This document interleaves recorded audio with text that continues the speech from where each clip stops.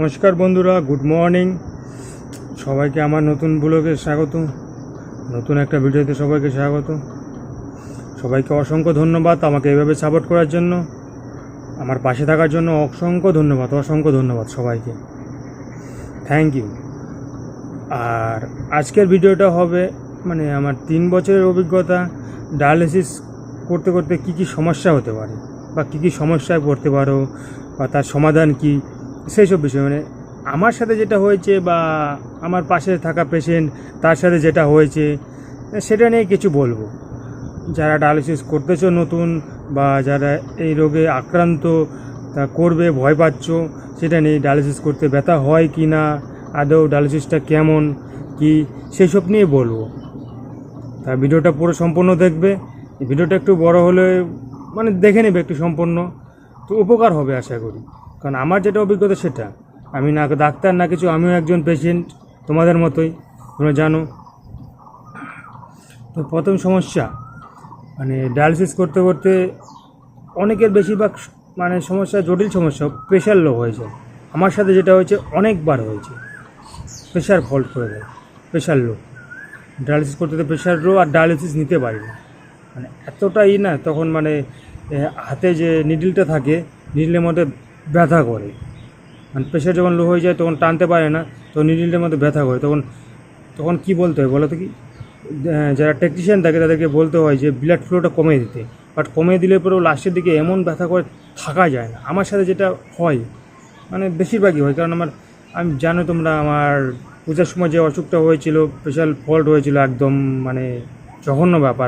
তোমরা জানো, মরার পর থেকে ফিরে আসছি বলতে গেলে, সেরকমই।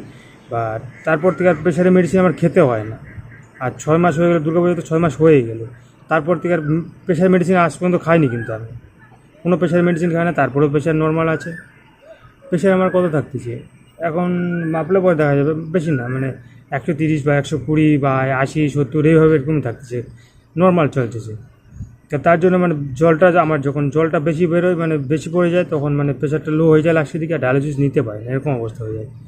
মাঝখানে তো খুবই বাজে অবস্থা ছিল এর আগে, ডায়ালিসিস নিতে পারতাম না, জল বেরোতে করতে পারতাম না, অফ করে দিতাম। বাট এখন হয়ে যাচ্ছে, জলটা বেরিয়ে যাচ্ছে, প্রেশারের কন্ট্রোল সেম থাকছে, ভালো, এখন ঠিক আছে। এরকম থাকলে ঠিক আছে, প্রেশার ওষুধ খেতে হচ্ছে না, তারপরেও প্রেশারটা ঠিক থাকছে, কন্ট্রোলে আছে, এটা ঠিক আছে। এটা মেন প্রবলেম, প্রেশারের প্রবলেম, খুবই প্রবলেম প্রেশার ফল্ট করে গেলে। তারপরে আছে, আগে হতো যেটা আমার সুগার ফল্ট করতো মাঝে মধ্যে। সুগার ফল্ট করলে, সুগার ফল্ট করার জন্য ওখানে একটা দিত, কী বলে ওটাকে, ডেস্কটপ দিত। হ্যাঁ, ওটা একটা দিয়ে দেবে, তাহলে তোমার সুগারটা ঠিক হয়ে যাচ্ছে, কমে গেলে। সুগার আমার ফল্ট করতো, সুগার কমে যেত, এরকম হতো আগে। বাট এখন না, এখন হচ্ছে না, বাট আগে হতো। এটা একটা প্রবলেম, সুগার কমে গেলে। কারণ সুগার যদি ফল্ট করে, দেখো নিজেই বুঝতে পারবে, কারণ শরীর ঘেমে যাবে, একদম ঘাম বেরোবে। তা প্রেশার লো হয়ে গেলেও শরীর ঘেমে যাবে, অস্থির হয়ে যাবে, এরকম। আর প্রেশার কারো বেশি বেড়ে যায়, প্রেশার বেড়ে গেলে জানো, প্রেশারের মেডিসিন খেয়ে নিতে হবে, কিছু করার নেই। প্রেশার অনেকের বেড়ে যায়। সেদিনই তো একজনের প্রেশার কত 240 বা 127 হয়ে গেছিলো, এতটা প্রেশার বাড়ছে। তার সঙ্গে সঙ্গে প্রেশারের মেডিসিন খেলো ডায়ালিসিস করতে করতে, সেরকম। ওটা ইয়ং ছেলে একটা, এরকম অবস্থা হয়ে যায়। আমার আগে প্রেশার হাই থাকতো সবসময়, বাট এখন প্রেশার নর্মাল, এখন নর্মাল আছে। মাঝখানে লো ছিল, ডায়ালিসিস নিতে পারতাম না, এত লো ছিল, এরকম। এটা প্রেশারের প্রবলেম, সুগারের প্রবলেম। তারপরে একটা কী বলে, ডায়ালিসিস নিতে নিতে অনেক সময়, তারপর অনেকের প্রবলেম হয় যে বয়স্ক লোকে বা অল্প বয়সেও শ্বাসকষ্টের প্রবলেম হয়, অনেকের শ্বাসকষ্টের প্রবলেম হয়। তার জন্য তাদেরকে বলতে হবে টেকনিশিয়ানের ওখানে, কারণ অক্সিজেন সবসময় এমার্জেন্সি থাকে, ওখানে অক্সিজেন রাখা থাকে, সবসময় জন্য অক্সিজেন রাখা থাকে, বলতে হবে অক্সিজেন নিয়েও ডায়ালিসিস করা যায়। অক্সিজেন চলতেছে, ডায়ালিসিস হচ্ছে, সেভাবে হয়, অনেকের করছে, অনেকেই করে। বাট ভগবান করে, ঠাকুর করে, আমার অক্সিজেন নিয়ে ডায়ালিসিস করতে হয়নি এখানে। বাট যখন আমি ভর্তি ছিলাম আইসিইউতে, তখন অক্সিজেন ছিল, বাট এখানে আমার অক্সিজেন নিয়ে ভর্তি ডায়ালিসিস করতে হয়নি আজ পর্যন্ত। ভগবান না করে যেন করতে হয়, আমার যেন প্রবলেম না হয়। তারপর অনেকের প্রবলেম হয় যে অনেকে হাঁটতে পারে না, তার জন্য হুইল চেয়ার ব্যবস্থা আছে। প্রত্যেক ডায়ালিসিসে হুইল চেয়ার ব্যবস্থা, হসপিটাল বলো, নার্সিংহোমে বলো, হুইল চেয়ার ব্যবস্থা আছে। আর ডায়ালিসিস সেন্টারটা বেশিরভাগ একতলায় হয়, কিংবা নিচে সেম ফ্লোরে হয় কিংবা গ্রাউন্ড ফ্লোরেও হতে পারে, বাট আমাদেরটা হলো হসপিটালের 3 তলায়। বাট সবারটাই লিফট থাকে, বাট আমাদের হসপিটালে একটাই প্রবলেম, লিফট নেই। যারা মানে হুইল চেয়ারে নিয়ে যায় খুবই অসুবিধা, মানে কষ্টকর, 3 তলার উপরে যেতে হবে। মানে ওটা কমপ্লেন করছি, বাট সেরকম ব্যবস্থা নেই, তার জন্য হচ্ছে না। পুরাতন বিল্ডিংয়ে ডায়ালিসিস রুম করেছে, তার জন্য ওটা হচ্ছে না। বাট নতুন বিল্ডিং করেছে একটা, ওটা লিফট আছে, বাট ওটা ডায়ালিসিস রুম নেই আমাদের হসপিটালে। বাট যারা কারণ হাঁটতে পারে না, হুইল চেয়ারে নিয়ে যাওয়া খুবই অসুবিধা। যে সাথে করে নিয়ে যাবে না, খুবই অসুবিধা। আমি যেরকম হেঁটে যাই, আমি তো হাঁটতে পারি, তাই 3 তলার উপরে সিঁড়ি বেয়ে আমি চলে যাই হেঁটে। বাট হুইল চেয়ার নেওয়ার মতো রাস্তা আছে, বাট নিয়ে যাওয়া খুবই কষ্টকর, বুঝতে পারো। তোমাদের দেখাবো না একটা ভিডিওতে হুইল চেয়ারে নিয়ে যাওয়া কতটা কষ্টকর, মানে ডায়ালিসিস রুমে, মানে খুবই কষ্টকর। আমাকে বাবা নিয়ে গেছে, তো খুবই কষ্ট। যখন মানে আমি হাঁটতে পারতাম না, আমার একবার হয়েছে দুর্গাপূজার সময়, তখন খুবই কষ্টকর। যারা হুইল চেয়ারে নিয়ে যায় খুবই কষ্টকর, যে সাথে যায়, কারণ ওইভাবে নিয়ে যাওয়া কম ব্যাপার নাকি। বাট নিজেদের নিয়ে যেতে হবে ওখানে, হসপিটাল, বুঝতে পারো। নার্স টার্স কেউ নাই, স্টাফ নিয়ে যাবে না। স্টাফদের নিয়ে যেতে বললে আবার টাকা দিতে হবে। কতদিন টাকা দেবে? একদিন নয় দিলে, কিন্তু রোজ দিন তো দেওয়া সম্ভব না। যারা হাঁটতে পারে না, বয়স্ক লোক, তাদের জন্য খুবই অসুবিধা। বাট আমরা তো চলে যাচ্ছি, এটা ঠিক আছে, বাট যারা নিয়ে যাচ্ছে খুবই অসুবিধা। বাট বেশিরভাগই থাকে একতলায়, বাট লিফট থাকে, একতলায় থাকলেও লিফট থাকে। বাট আমাদের লিফট নেই, যে বিল্ডিংয়ে আমাদের ডায়ালিসিস হয় লিফট নেই। কমপ্লেন করার পরেও হয়নি। জানি না পরবর্তীতে চেঞ্জ হবে কিনা, আশা করি চেঞ্জ হবে, কারণ খুবই অসুবিধা পেশেন্টদের এটা। তারপর প্রবলেম হয় অনেকের, ব্লাড কমে যায়। ঠাকুরঘরে আমার কমেনি, আমার ঠিক আছে, তার জন্য ইঞ্জেকশন নিতে হবে। কারণ অনেকের ইঞ্জেকশন নেওয়ার পরেও মানে ব্লাড ধরে রাখতে পারে না, বাট কমে যায়। তাদের জন্য ব্যবস্থা আছে যে ব্লাড ডোনেট করবে, ব্লাড ওই ডায়ালিসিস চলতে চলতে ব্লাডটা দেওয়া যায়। এক্সট্রাভাবে তোমাদের নিজের ঢুকিয়ে যে ব্লাড দিতে হবে, ব্লাড দিতে হবে না। ডায়ালিসিসে চলবে, ব্লাডও দেওয়া হবে, সবই হয়ে যাবে, মানে একসাথে হয়ে যাবে দুটা। ওটা সুবিধা বেশি, সেই ব্যবস্থা আছে। সেটা টেকনিশিয়ানকে বলতে হবে যে আমার আজকে ব্লাড চড়াতে হবে, তো ঠিক সে ব্যবস্থা করে দেবে। ব্লাড নিয়ে যাবে তুমি, ওরা ঠিক ব্যবস্থা করে দেবে, কানেক্ট করে দেবে। এগুলো খুবই প্রবলেম। বাট আমি যেটা বললাম, লিফটের প্রবলেমটা খুবই প্রবলেম যাদের নাই। আমাদের হসপিটালে খুবই প্রবলেম হয়, যারা বয়স্ক লোক না, খুবই প্রবলেম এইসব প্রবলেম। আর ব্লাড প্রবলেম হলে অনেক রকম শ্বাসকষ্টের প্রবলেম হতে পারে, অনেক প্রবলেম। তার ব্লাডটা যদি কমে যায়, অবশ্যই ব্লাড দিয়ে দেবে। আমার এখন রিপোর্ট গত মাসে ছিল 11 পয়েন্ট কত ছিল, এই মাসে সামনে রিপোর্ট করব। আর 4-5 দিন পরে ব্লাড টেস্টটা করব, দেখতে হবে রিপোর্টটা কত, তোমাদের সাথে শেয়ার করব এবার কত আসে। যেটা হয় মাঝে মাঝে, সবাই হয় কম বেশি, মানে টান লাগে, হাতে পায়ে টান লাগে, এরকম মাসেলে টান লাগে, মানে সেই রকম খিচুড়ি ধরনের, এক ধরনের টান লাগে পায়ে। কারণ তখন কেন ওটা যখন আমাদের শরীরে যে সব জলটা বেড়ে যায়, বর্জ্যপদার্থের সাথে সাথে শরীরে যে এক্সট্রা জল থাকে, যেটা তুমি জল খাচ্ছ বা লিকুইড খাচ্ছ, সেটা তো আমাদের কিডনি খারাপ, তার জন্য ইউরিন বেরোতে পারছে না। তাই জন্য ওই জলটা থাকে, জলটা যখন বেরোয় একসাথে, যখন জলটা তুমি বেশি দিবে, 4 লিটার 5 লিটার দিবে, আর যখন একসাথে বেরোতে যাবে, তখন মানে টান লাগে, প্রচণ্ড টান লাগে একসাথে, মানে অনেক সময় হয়। আর তোমার দেখা গেলো ওয়েটটা আছে, মানে মানে বেশি জল বের করলে, মানে 2 লিটার বের করতে হবে, সেখানে তুমি 2.5 লিটার 3 লিটার জল বের করলে, তখন প্রচণ্ডভাবে টান লাগবে। কারণ শরীরে তো দেখো, জল শূন্য তো থাকবে না, শরীরে জলটাও প্রয়োজন, কিছুটা জলও প্রয়োজন শরীরে। একদম সম্পূর্ণ জল বের করলে তো হবে না, শরীরে জলটাও প্রয়োজন, তার জন্য খুব টান লাগে। আর তখন যখন টান লাগবে, তখন টেকনিশিয়ানকে বলতে হবে, আর তোরা যে জলটা বেরোয়, জলটা বন্ধ করে দেবে একটু সময়, করলে তাহলে খুবই করলে। বাট কিছু করে না। সেদিনই হয়েছিল একজনের, মানে আমারই হয়েছিল, মানে ডায়ালিসিস এতটা টান লাগছে, থাকতে পারছি না, পা টিপে দিচ্ছে, করে দিচ্ছে, কমছেই না।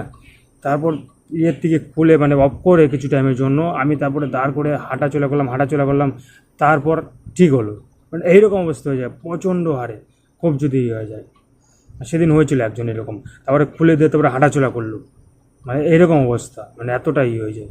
এটাই তার টেকনিশিয়ানকে বলতে হবে, যে প্রবলেমই হোক, তোমার শরীরের সাথে যেটাই হচ্ছে, সেটা টেকনিশিয়ানকে তোমাকে জানাতে হবে।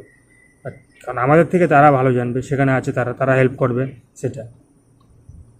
আর ডায়ালিসিস করার আগে বা করার পরে ভালো মন্দ খেতে হবে, প্রোটিন খেতে হবে কারণ তোমার শরীর যদি দুর্বল থাকে, তাহলে তোমার তো ডায়ালিসিস নিতে প্রবলেম হয়। বাট ডায়ালিসিস নিতে এমনি কোনো প্রবলেম নেই।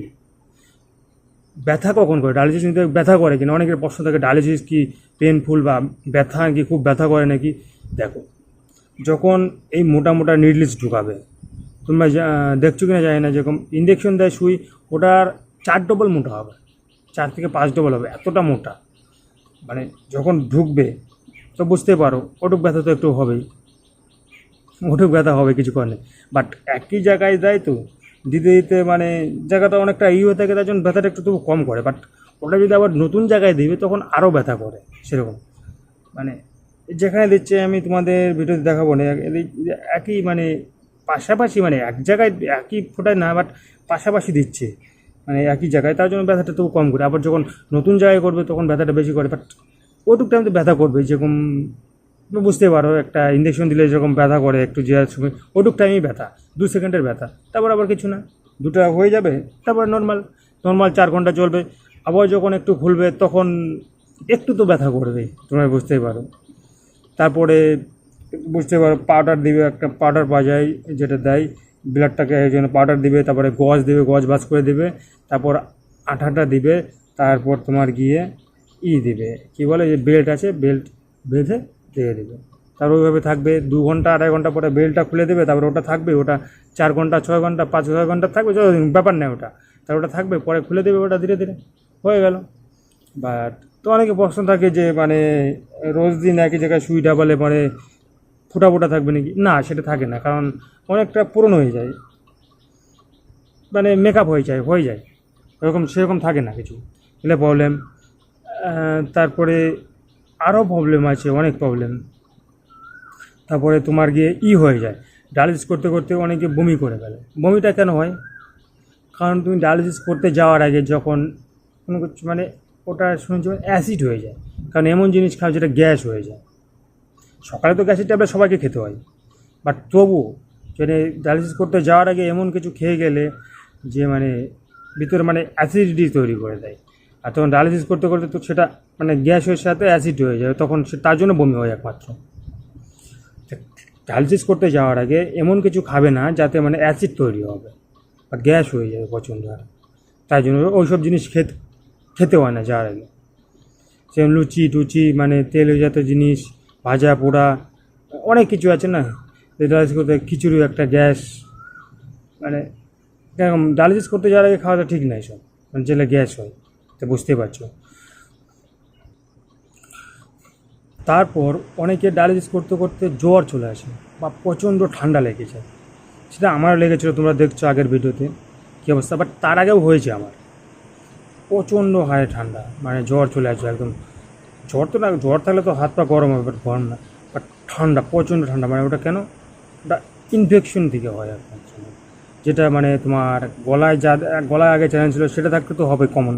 কারণ প্রথম 4-5টি ডায়ালিসিস কিছু হবে না, তারপর যখন জিনিসটা 20 দিন 25 দিন পার হবে, তারপর প্রত্যেক ডায়ালিসিসে ঠান্ডা লাগবে। তার জন্য তাদেরকে বলতে হবে টেকনিশিয়ানকে, তাদের কাছে মেডিসিন থাকে ঠান্ডার, সেটা দিলে পরে কিছু টাইমের পরে ঠিক হয়ে যাবে, নর্মাল হয়ে যাবে। বাট সেটা না দিলে অবস্থা খারাপ হবে, ডায়ালিসিস নিতে পারবে না। আমার যেটা হয়েছিল, দেখতে পেয়েছিল তোমরা ভিডিও, ওটা প্রবলেম। আর এমনি ডায়ালিসিস করতে হয় না, কারণ ওটা আর এখন ডায়ালিসিসের জন্য হয়, এসে দেখতে পেয়েছো তোমার, আমার হয়েছিল। আর আমি হসপিটালে ডায়ালিসিস করি, জানো তোমরা, ফ্রি ডায়ালিসিস, এটাই তো। ওটা খেয়াল রাখতে হবে। আর যাই প্রবলেম হোক টেকনিশিয়ানকে বলতে হবে, সেটা জানো। এইসবই আরও কি প্রবলেম আছে, বাট এইসবই আমার মধ্যে হয়েছে, তাই তোমাদের সাথে আমি বললাম। বাট কারো আরও যদি থাকে, কোনো প্রবলেম হয়ে থাকে এক্সট্রা, কমেন্টে জানাও, অভিজ্ঞতা হবে। আরও প্রবলেম আবার এখন সেরকম মনে পড়ছে না, বাট এইসবই প্রবলেম, এইসব মানে খুব জটিল প্রবলেম। এইসব প্রবলেম, কমন প্রবলেমগুলো হয়েই থাকে, এইসব প্রবলেম, বুঝতে পারলে। সেরকম ঠান্ডা লাগা, প্রেশার ফল্ট করা, সুগার ফল্ট করা, সুগার তাদেরকে দেখতে হয়। তারপরে যেটা বললাম, কি বলে আর, এতে এইসব যেগুলো বললাম এইসব প্রবলেম। ওকে, সবাই ভালো থাকবে, সুস্থ থাকবে, চায় না এরকম রোগটা কেউ আক্রান্ত হোক। বাট কী বলবো, এখন মানে সব কিছুর মধ্যে ভেজাল এতটা না, খাওয়া দাওয়া থেকে শুরু করে সার বিষ থেকে, এইসব থেকে সবার প্রবলেমটা হচ্ছে।